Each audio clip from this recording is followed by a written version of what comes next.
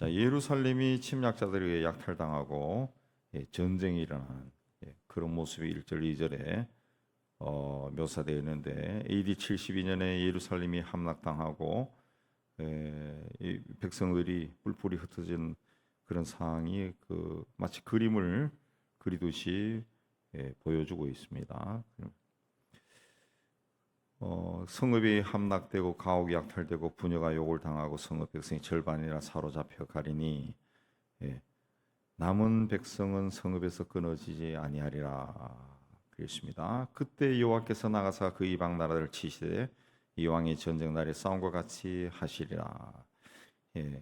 그 마지막 날에 여호와께서 나가사, 하나님이 나가서 싸우신다 그랬습니다. 그래서 하나님이 싸우면은 승리할 수밖에 없죠. 승리할 수밖에 없어. 우리는 예수 그리스도를 믿는 사람들입니다. 예수 그리스도는 죄와 사망의 권세를 이기고 부활하셨습니다. 부활 승천하셨습니다. 그러므로 우리가 믿는 예수님은 십자가에 죽으신 분이기도 하지만은 부활하신 분, 모든 것을 다 이기신 분, 승리하신 분입니다. 승리하신. 우리에게는 이미 승리라고 하는 것이 우리에게 있다는 거죠. 그러나 우리가 하나님 나라에 이르는 그때까지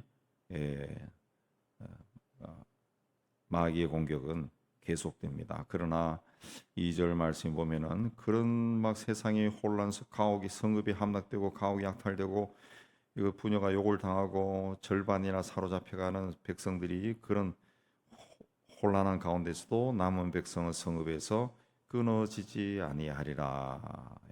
환난과 시련 가운데서도 하나님을 의지하고 믿음을 지키는 사람은 하나님께서 보호하고 지켜주겠다. 그 약속입니다. 약속. 그러므로 이 마지막 세대를 살아가는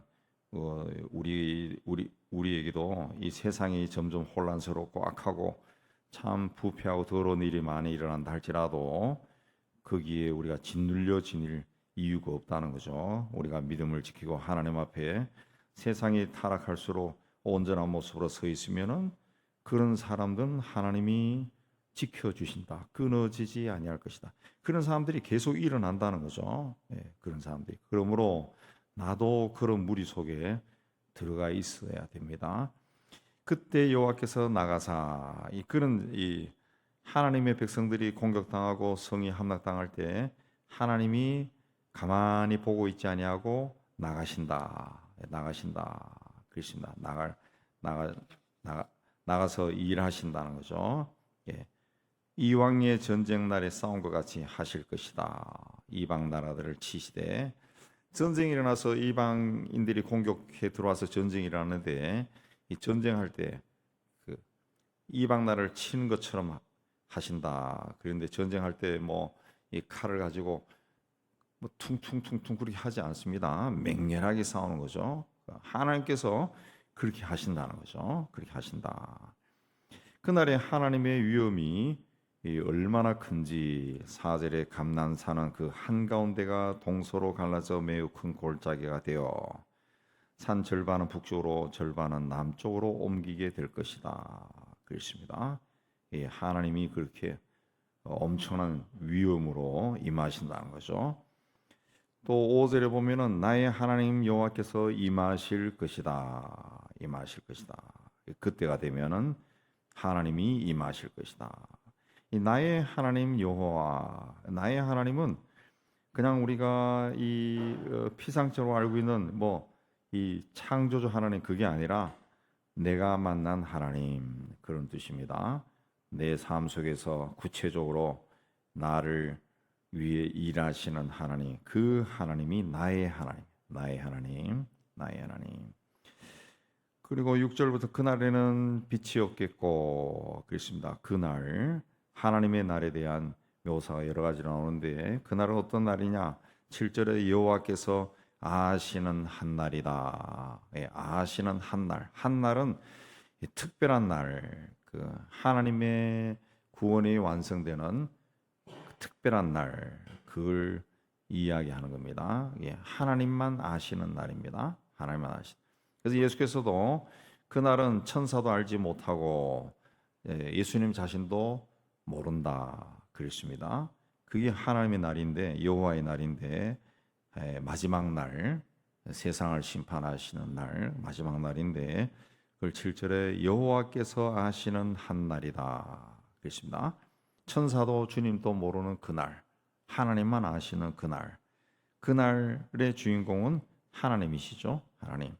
그날은 낮과 밤의 구분이 없고 어두워 갈 때 빛이 있을 것이다. 빛이 있을 것이다. 하나님만이 밝게 빛나는 건다는 거죠. 함께 빛나는. 하나님을 인해서 빛이 계속 비춰지고, 어둠이 없는 날이, 세상이 어두워져 갈 때도 하나님부터 빛이 비춰진다. 근데 하나님이 세상의 주인이라는 것이 분명하게 드러난다는 거죠. 8절에 그날의 생수가 예루살렘에 솟아나서, 생수가 솟아난다는 것은 생명이 솟아난다는 거죠. 예수께서 나를 믿는 자는 그 배에서 생수가 흘러나올 것이다. 그 생수라고 하는 것은 생명입니다. 생명. 예수 믿는 사람은 생명이 계속 흐른다. 그러니까 이 동해로 서해로 여름에도 겨울에도 사방으로 흘러넘친다는 거죠. 사시사철 흘러넘친다. 하나님이 우리 삶의 중심에 계실 때 그런 겁니다. 그런 겁니다.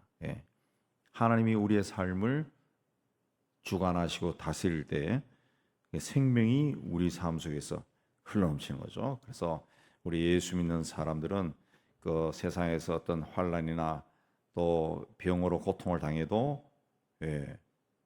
그냥 침울하고 우울하게 사는 것이 아니라 생명이 내 안에서 흘러나오니까 그런 가운데서도 감사하고 하나님과 동행하는 그런 삶을 살 수가 있는 겁니다. 그 여호와께서 천하의 왕이 되시고 그날에는 하나님만이 홀로 한 분이시고 그렇게 홀로 한 분이신 하나님이 드러난다 그랬습니다.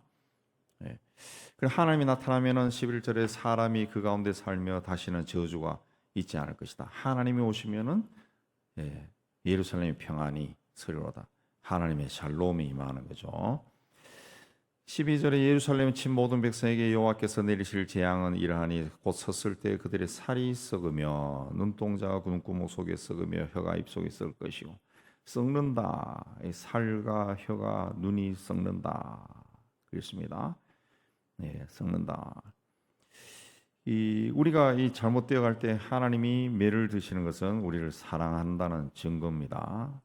증거인데 우리가 잘못하는데도 하나님께서 책망하지 않고 그냥 내버려 두시는 거, 이거는 하나님이 버림받은 거고 소망이 없고 그런 상태죠.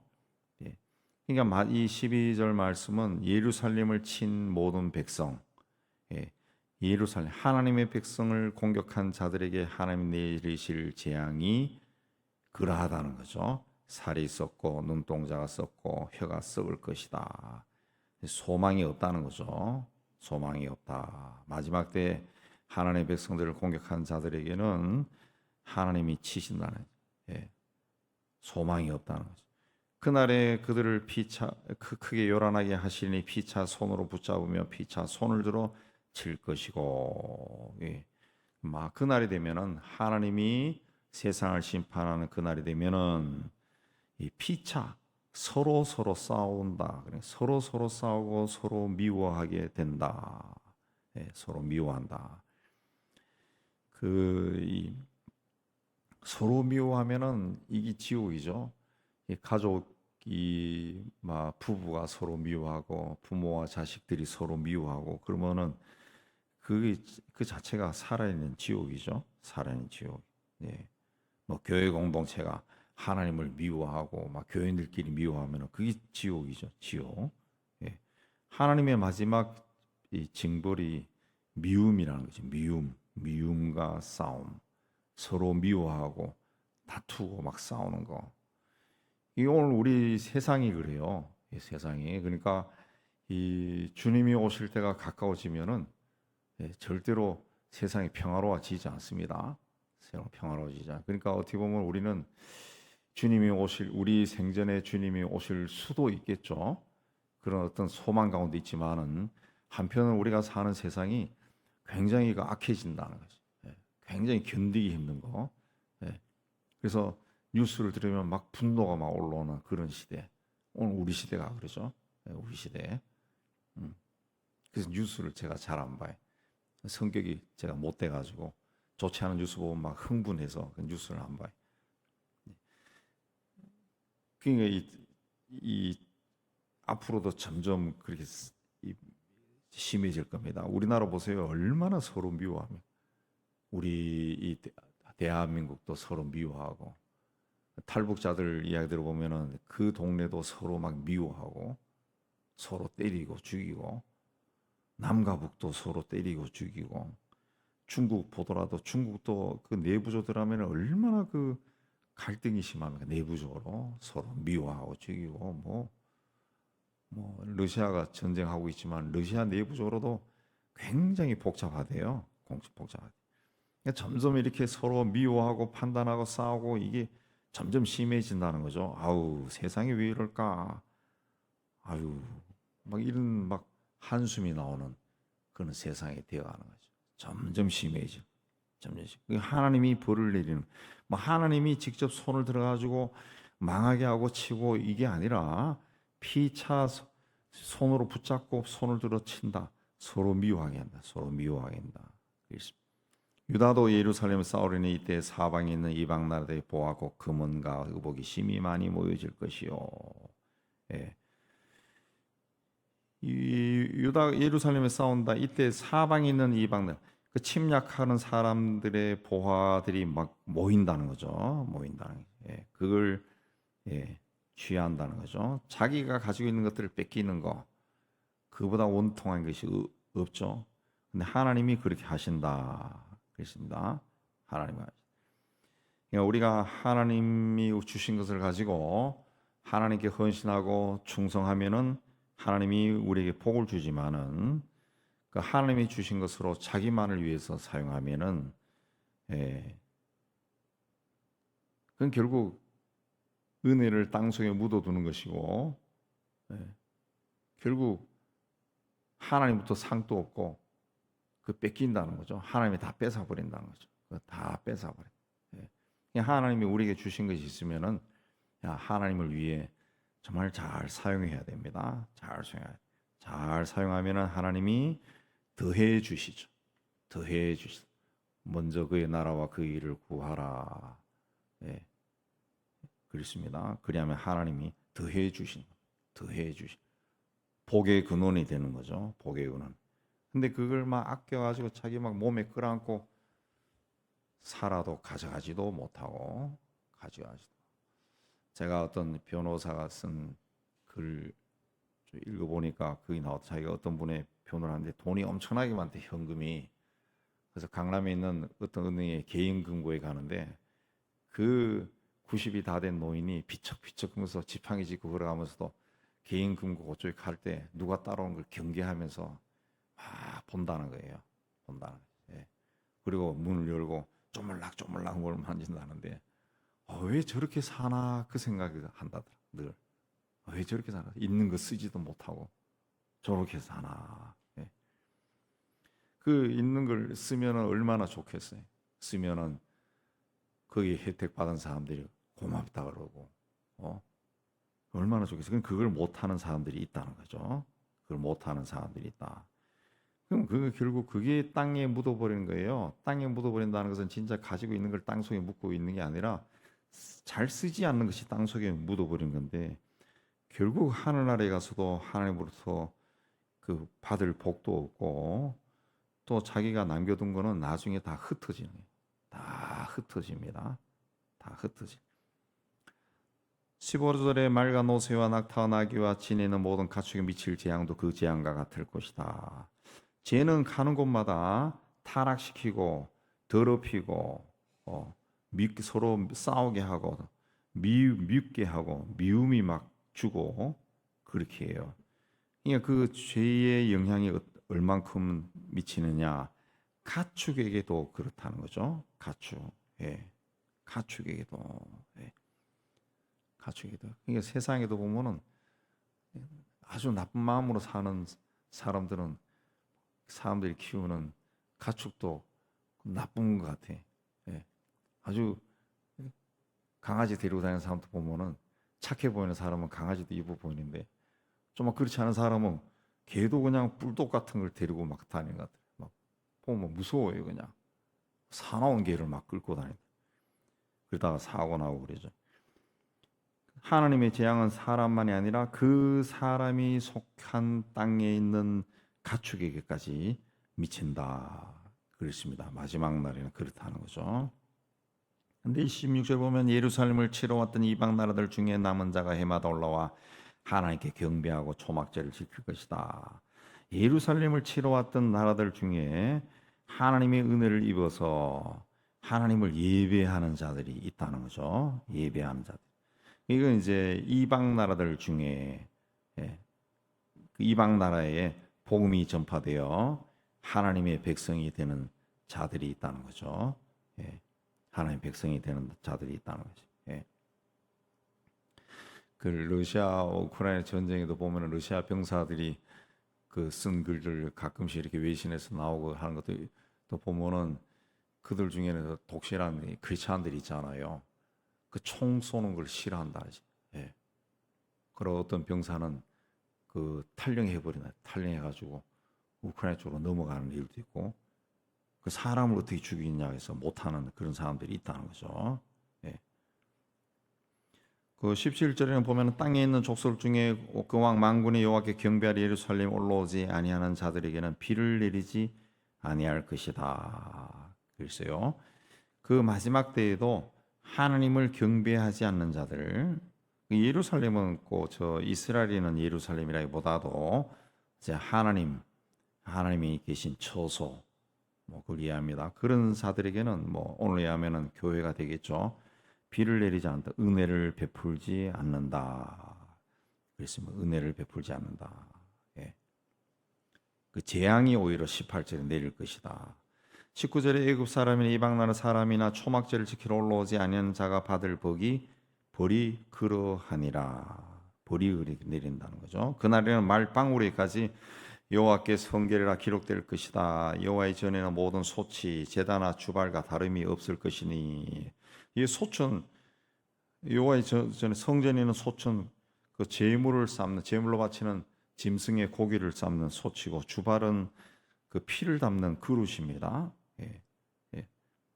이런 것들도 하나님 나라에서는 거룩한 것이다. 다 거룩한 것이다. 예. 그러니까 그 그리스도께서 세상에 오신 후에는 제사장이나 뭐 평신도나 하나님 앞에 거룩한 성도가 거룩한 자가 될 것이다. 이 거룩한 자가 이제 성도죠. 성도. 예. 하나님을 따라가는 거룩한 무리 성도죠. 성도죠. 예루살렘과 유다의 모든 소치 만군의 여호와께 성물이 될 것인즉 제사 드리는 자가 와서 이 소초를 가져다가 그것으로 고기를 삶으리라. 그날에는 만군의 여호와의 전에 가난한 사람이 다시 있지 아니하리라. 이 가난한 사람이 다시 있지 않다라고 하는 것은 하나님 나라에 하나님이 세상을 심판한 그 마지막 때에는 가난한 사람이 없을 것이다. 이 죄인이 들어갈 수 없다. 그죠? 죄인.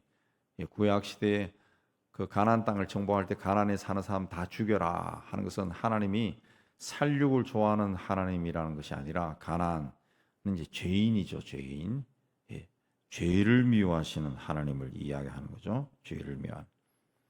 우리는 이방인이고 죄인이고 사망의 권세 아래 있던 자들인데 예수 그리스도에 의해서 제사장이 되고 거룩한 성도가 되었습니다. 하나님의 자녀가 되었습니다. 하나님 자녀가 되었습니다.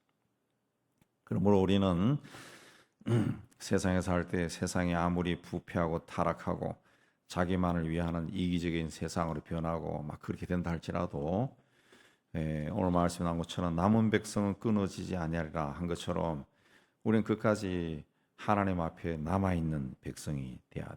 남아있는 끊어지지 않는 백성.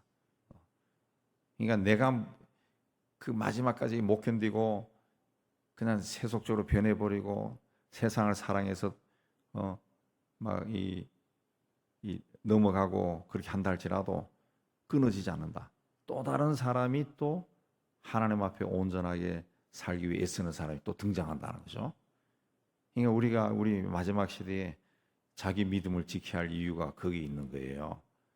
하나님의 구원의 역사가 막 급박하게 막 진행되는, 전쟁이 일어날 정도로, 전쟁할 때 뭐 야 총 쏴 나도 쏠게 이렇게 합니까? 그냥 막 와르르 쏘더니, 이 전쟁으로 묘사하는 그만큼 하나님의 구원의 역사, 하나님의 심판이 급박하게 막 이루어진다는 거죠. 급하게 이루어지는데, 그때 내가 뭐 그 시시하게 믿음 가지고 있고, 나는 이거 싫어 저거 싫어 할 때, 그 마지막 때 그러면 하나님 보낸 사자가 아이 그래 좀 기다려, 그런 거 없다는 거죠.